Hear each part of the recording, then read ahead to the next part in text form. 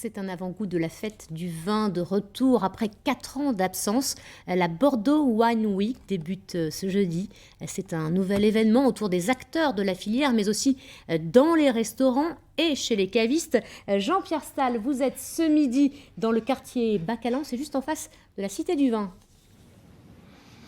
Effectivement, Sandrine, nous sommes ici au Familia avec Nicolas Lascombe, le patron. Ce sont 65 restaurants qui sont associés à cette fête. C'est aussi une renaissance pour votre établissement. Oui, après toutes ces saisons de Covid, ça nous permet d'attaquer la saison estivale avec une belle fête du vin.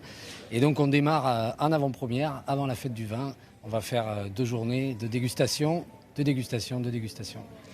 Alors cette fête du vin, bien évidemment, sur les quais, elle est prévue à partir du 23, jeudi de la semaine prochaine, sur 4 jours. Les stands sont déjà en train d'être montés, 80 appellations sur 1,5 km, mais néanmoins, les restaurants sont déjà à la fête et ils ont pris un engagement sérieux. Quel est-il ?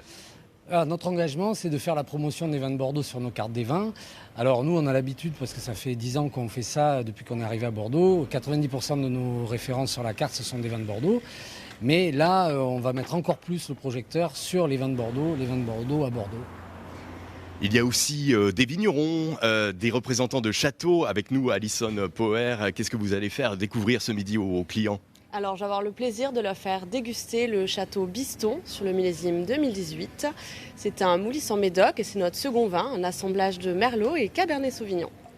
Voilà, il y a donc des vignerons, mais aussi des cavistes. Ce matin, on était chez la cave des Chartrons, le chai des Chartrons plutôt, qui fait découvrir de vieux millésimes.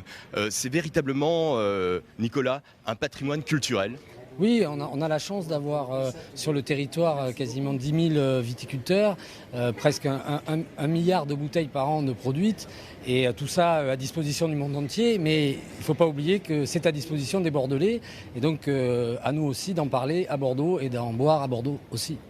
La dernière édition, on s'en souvient, c'était 2018, Nicolas, 750 000 personnes, c'était impressionnant sur les quais de Bordeaux. Là, il risque d'y avoir un nouvel engouement.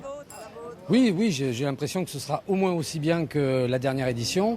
Et ça participe à cette fête des quais, ça participe à l'animation du centre-ville, ça irrigue toute l'économie locale et ça crée de la festivité pour attaquer cette saison d'été.